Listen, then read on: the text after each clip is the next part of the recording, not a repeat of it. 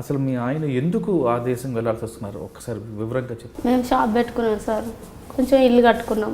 అయితే అప్పు అయింది 5 లక్షల దాకా. షాప్ పెట్టుకొని అవి చేస్తే చార్బోర్డ్లో మాకు ఒక తెలిసిన అతను ముస్లిమ్స్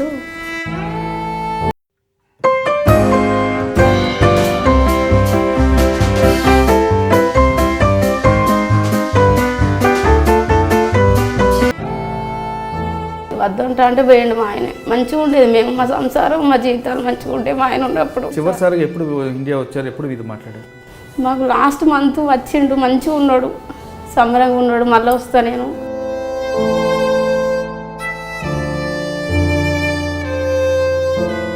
ఇక పోయిండు, అక్కడ విషయాలు చెప్పలేదు మాకు, ఏం జరిగిందో తెలియదు. చనిపోయాడు అని చెప్పారు.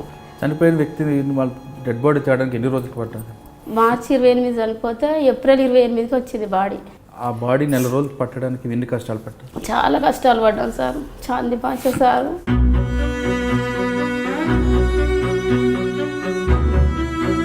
ఇప్పుడు మీ పరిస్థితి ఏ విధంగా ఉందమ్మా? నా కొడుకు చదువు బంద్ చేపించి నా కొడుకు నన్ను పోషిస్తాడు. చనిపోయిన తర్వాత డబ్బులు ఇవ్వాలి కదా కంపెనీ? ఇవ్వాలి, కానీ ఏమి చెప్పలేదు వాళ్ళు, ఏం చేయలేదు. అంటే 3 సంవత్సరాల నుంచి అధికారుల చుట్టూ తిరుగుతున్నా కానీ ఇంతవరకు పని కాలేదు? పని కాలేదు సార్. వస్తానా పోతానా, డబ్బులు పెడతానా, అయితే లేదు. ఏమంటారమ్మా?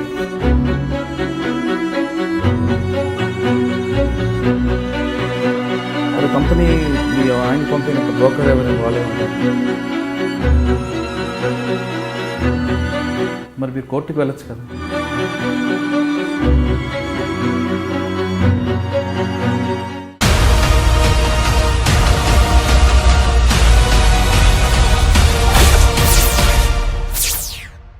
Welcome to crime victims. దేశం కాని దేశం, భాష రాని దేశం, పొట్ట కోసం ఆ దేశం వెళ్ళి అక్కడ ఎన్ని కష్టాలు పడతామో తెలియదు. ఇక్కడ కుటుంబ పోషణ కోసం కొంతమంది, కొంచెం డబ్బులు ఎక్కువ సంపాదించుకుందామని మరికొంతమంది ఆ ఎడారి దేశంలోకి వెళ్ళి అక్కడ మోసపోయాం తెలుసుకున్న తర్వాత సొంత దేశానికి రాలేక మరికొంతమంది అక్కడే ఆత్మహత్యలు చేసుకుంటారు. ఎందుకంటే ఎన్నో కష్టాలు పడి అప్పులు చేసి 4 డబ్బులు సంపాదించుకుందామంటూ వచ్చిన దేశంలో తమ ఊహించిన ఘటనలు ఎదురైనప్పుడు తిరిగి దేశం వెళ్ళలేక, కుటుంబానికి ముఖం చూపించలేక కొంతమంది, అక్కడున్న పరిస్థితులను తట్టుకోలేక మరికొంతమంది ఆత్మహత్య చేసుకుంటారు. ఆ విధంగా ఆత్మహత్యలు చేసుకున్నవారు ఆ మృతదేహాలు స్వదేశాలు రావడానికి కూడా చాలా కష్టాలు పడుతుంటారు.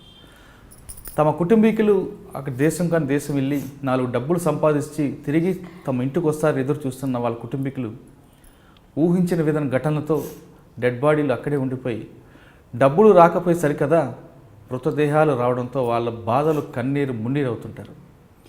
అప్పులు చేసి పంపిన వారు ఆ డబ్బులు రాకపోయేసరికి ఇక్కడ అప్పుల వాళ్ళు వేధింపులు తట్టుకోలేక వాళ్ళు పడ్డ కష్టాలు అన్నీ ఇన్ని కావు. అలాంటి వారిని పరిచయం చేసే కార్యక్రమంలో ఈ వారం మన గెస్ట్ సునీత గారు కుటుంబం ఏ విధంగా ఉండేది, హస్బెండ్ ఎందుకు ఆ దేశం వెళ్ళారు, అక్కడికి వెళ్ళిన పరిస్థితి ఏంటి అనే విషయాన్ని సునీతని అడిగి తెలుసుకుంది. సునీత గారు నమస్తే అమ్మ. నమస్తే. నువ్వు ఏడిస్తే నేను కూడా ఏడాల్సి వస్తుందమ్మా. దయచేసి నీ పడ్డ కష్టాన్ని మేమే తీర్చలేము, కానీ నువ్వు ఏ విధంగా పడ్డావు, ఇప్పుడు ఎలా పడుతున్నావు అని విషయాలు చెప్తాను. కష్టాలు పడి పడి మేము షాప్ పెట్టుకొని అమ్ముకొని పంపించాం. కాదమ్మా, నీ పేరు ఏం పేరు, మీ ఆయన పేరు, మీ ఆయన కుటుంబం ఏ ఊరు, అసలు మీ ఆయన ఎందుకు ఆ దేశం వెళ్ళాల్సి వస్తున్నారు ఒకసారి వివరంగా చెప్తాను. మేము షాప్ పెట్టుకున్నాం సార్, కొంచెం ఇల్లు కట్టుకున్నాం. అయితే అప్పు అయింది 5 లక్షల దాకా. షాప్ పెట్టుకొని అవి చేస్తే చార్బోర్డ్లో మాకు ఒక తెలిసిన అతను ముస్లిమ్స్, నేను దేశం పంపిస్తే నువ్వు మంచిగా కట్టుకుంటావు, ఇక్కడ నుంచి పో అనంటే ఉన్న షాప్ అమ్మి పంపించిన సార్. 1 లక్ష రూపాయల దాకా పెట్టుబడి పెట్టి పంపించినాక 3 సంవత్సరాల దాకా మంచిగానే ఉన్నాడు. అక్కడికి పోయినాక నెలకు 20,000 25,000 తెచ్చి సగం అప్పులు దాకా చేర్పిండు. నాకు ఒక కొడుకు ఒక బిడ్డ. నా బిడ్డ వికలాంగులు, పోలియో వచ్చింది. ఆమె ఇంట్లోనే ఉంటుంది, వాళ్ళని చూసుకుంటే నేను ఉండేది. వద్దంటా అంటే పోయిండు. మా ఆయన మంచిగా ఉండేది, మేము మా సంసారం మా జీవితాలు మంచిగా ఉంటే మా ఆయన ఉన్నప్పుడు అక్కడికి పోయిండు కథం. ఇక 3 సంవత్సరాల దానిక బాగానే ఉన్నాడు. నా 3-4 సంవత్సరాల దానిక మంచిగానే ఉన్నాడు. 4వ సంవత్సరం వచ్చిండు, 3 సార్లు 4 సార్లు వచ్చిపోయిండు సంతోషంగా. మళ్ళీ తర్వాత ఆయనకు ఆరోగ్యం కొంచెం మంచిగా లేదనంటే నేను చూయించుకొని వస్తాను వచ్చిండు. మళ్ళీ చూయించుకున్నాడు, మళ్ళీ వెళ్ళిపోయాడు. అక్కడ ఏం జరిగిందో ఏం జరిగిందో తెలియదు. మాకు పాస్బుక్లు చూపెట్టలేదు, ఏటీఎం చూపెట్టలేదు, మాకు ఏం చెప్పలేదు, ఏ విషయాలు చెప్పలేదు. నాకు డబ్బులు రావాలి ఆఫీస్లో, నేను చేసిన డ్యూటీ పైసలు బోనస్ రావాలి, నాకు జీతం పైసలు రావాలి, నేను పట్టుకొని వచ్చి మళ్ళీ ఇక్కడే షాప్ పెట్టుకొని ఉందామని అన్నాడు. మళ్ళీ 6 నెలలు తిరిగత్తా అంటే వద్దంటా అంటే వెళ్ళిపోయాడు. పోయింది. మాకు పోయిన కాంచి మాకు బాడీ వచ్చింది. మస్తు కష్టాలు పడి ఆ డబ్బులన్నీ తీర్పినాం. ఆయన బాడీ తెప్పించడానికి కూడా డబ్బులు ఖర్చు పెట్టుకున్నాను. నేను ఉన్నది అమ్ముకోనైనా మా ఆయన మాకు కావాలని డబ్బులు ఖర్చు పెట్టుకున్నా, చాలా డబ్బులు ఖర్చు పెట్టుకున్నా. బాడీతో 5 లక్షలు వచ్చినాయి, 10 లక్షలు వచ్చినాయి అని లోకం పూకాడు. ₹1 రాలే. ఆయన బుక్కులు తెలియదు, ఆయన పాస్బుక్లు తెలియదు, ఆయన ఏటీఎం తెలియదు మాకు. అయితే మాకు ఏం తెలియదు, ఒక బాడీ తప్ప మాకేం రాలేదు. 3 సంవత్సరాల వరకు మీరు హాయిగా ఉన్న కుటుంబంలో 4 డబ్బులు సంపాదించుకుందాం సంపాదించిన అప్పు చివరిసారిగా ఎప్పుడు ఇండియా వచ్చారు, ఎప్పుడు ఇది మాట్లాడారు? మాకు లాస్ట్ మంత్ వచ్చిండు, మంచిగా ఉన్నాడు, సంబరంగా ఉన్నాడు. మళ్ళీ వస్తా నేను అవి తీసుకొని, ఇక నేను ఉన్న కాడికి చాలు, నేను వేరే దేశం చూసుకుంటా అన్నాడు. సరే అన్నాం. మంచిగా మాట్లాడాడు, మంచిగా అందరితో మంచిగా ఉన్నాడు, మా పిల్లలతో నాతో బాగున్నాడు. ఇక పోయిండు. అక్కడ విషయాలు చెప్పలేదు మాకు, ఏం జరిగిందో తెలియదు. చనిపోయాడు అని చెప్పారు. ఏ రోజు వచ్చింది ఫోన్? మార్చి 28 చనిపోయింది. ఫోన్ మీకు ఏమని చెప్పారు వాళ్ళు? మాకేం చెప్పలేదు, బాగానే ఉంటాను నేను మంచిగానే ఉంటానని చెప్పిండు. ఎప్పుడైనా కూడా మా బిడ్డతో నా కొడుకుతో మాట్లాడేది. ఏమైందో తెలియదు. ఎక్కిన ఫోన్ వచ్చింది. మార్చి 28వ తారీఖు ఇట్లా ఆయన సూసైడ్ చేసుకున్నాడని ఫోన్ వచ్చింది. నిజం నమ్మలేదు మేము అసలు. ఆయన చేసుకుంటాడు కాదు, మస్తు ధైర్యవంతుడు, మంచి వ్యక్తి. మా ఆయన చాలా మంచివాడు, మంచిగా చూసుకునేది. అట్లా అయింది సార్. చనిపోయిన వ్యక్తిని వాళ్ళు డెడ్ బాడీ తేయడానికి ఎన్ని రోజులు పట్టింది? నెల పట్టింది సార్. మార్చి 28 చనిపోతే ఏప్రిల్ 28కి వచ్చింది బాడీ. ఆ బాడీ నెల రోజులు పట్టడానికి ఎన్ని కష్టాలు పట్టారు? చాలా కష్టాలు పడ్డాం సార్. చాంది పాషా సారు ఆయన నెంబర్ దొరకబట్టుకొని మేము చాలా డబ్బులు ఖర్చు పెట్టుకొని తిరిగినాం. ఆ సారు కూడా చాలా హెల్ప్ చేసిండు మాకు. బాడీ రప్పించిండు, మాకు చాలా చేసిండు ఆయన. సార్ని పట్టుకొని చేస్తాను, ₹1 వచ్చలేదు, వస్తాను పోతాను, అప్పులు చేసుకుంటాను, వస్తాను పోతాను. హైదరాబాద్కు మాది వరంగల్ కాశీబుగ్గ రాములవారి వీధి ఓసీటీ దగ్గర మాది ఇల్లు. మేము 6 చనిపోయిన తర్వాత కంపెనీ వాళ్ళు డబ్బులు ఇచ్చారు? ఏమి ఇవ్వలేదు సార్, ₹1 కూడా రాలేదు సార్. రాకుంటేనే వస్తాను పోతాను తిరుగుతాను, పేపర్లు మిస్ అయినాయి అంటే అట్లా పెట్టినాం డబ్బులు. ఇప్పుడు మళ్ళీ వచ్చినాం. చాలా కష్టాలలో ఉన్నాం సార్ మేము. ఇప్పుడు ఇల్లు కట్టుకున్నారు, అప్పు చేశారు.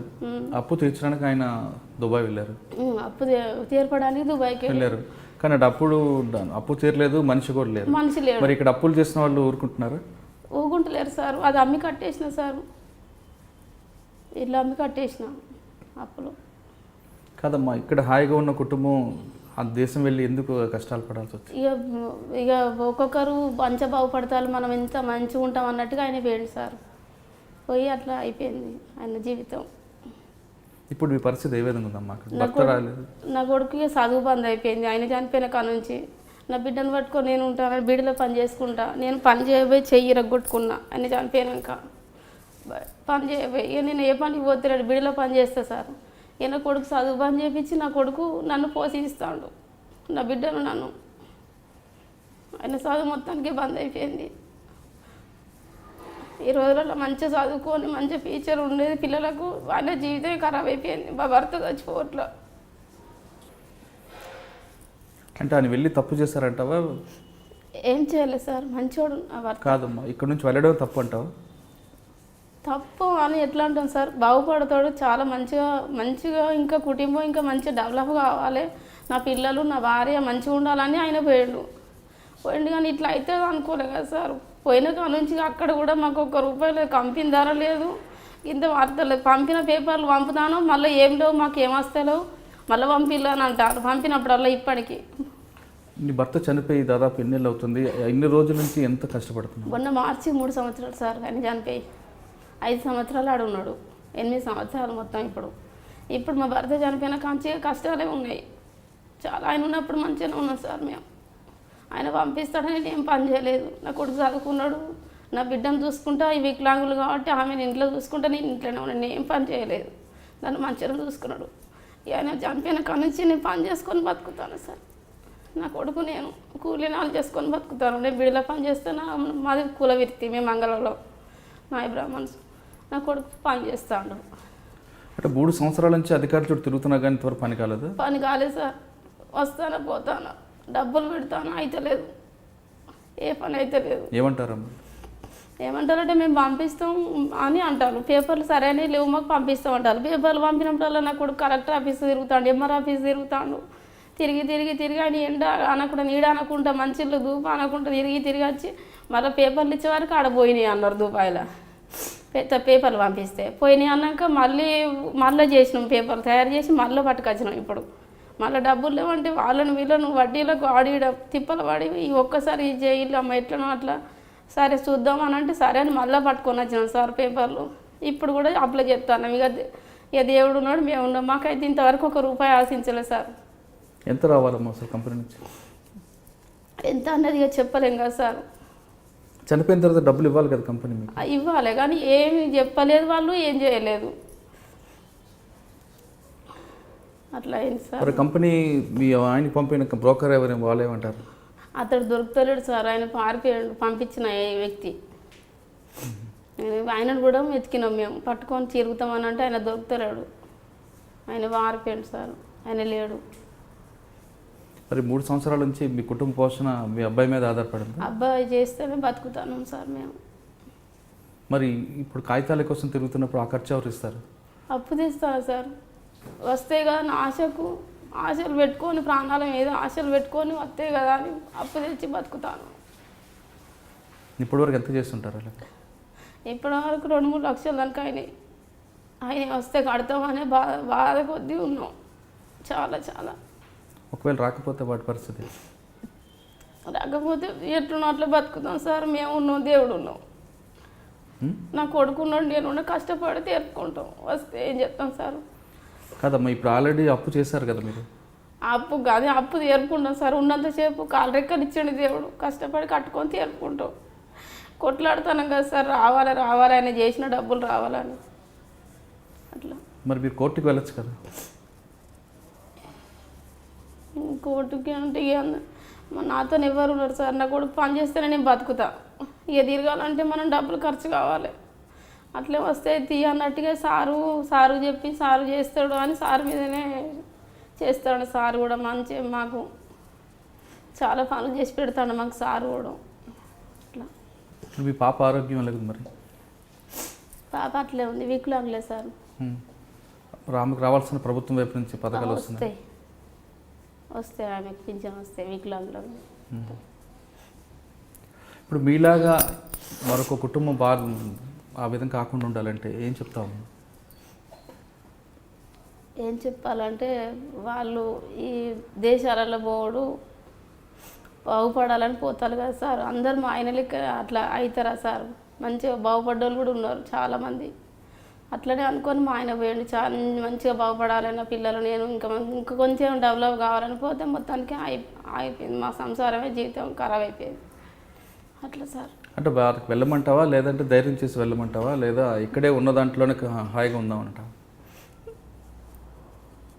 నా వరకైతే, నా జీవితం వరకైతే వెళ్ళొద్దు సార్.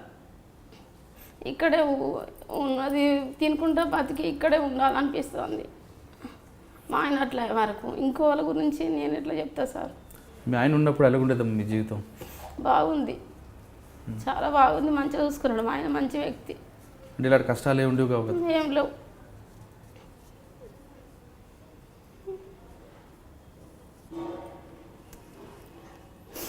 మంచి చూసుకున్నాడు. నా పిల్లలు నన్ను ఆయన గుర్తుకొస్తుంటారా? వస్తాడు.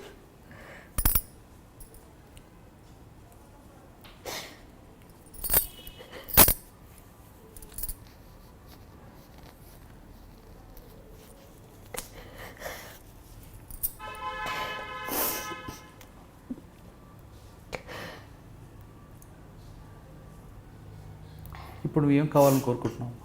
ఏం లేదు సార్, మాకు డబ్బులు రావాలని కోరుకుంటాను. అక్కడ నుంచి వస్తే మేము చేసుకున్న అప్పు తీర్పుకుంటాం సార్, అంతే.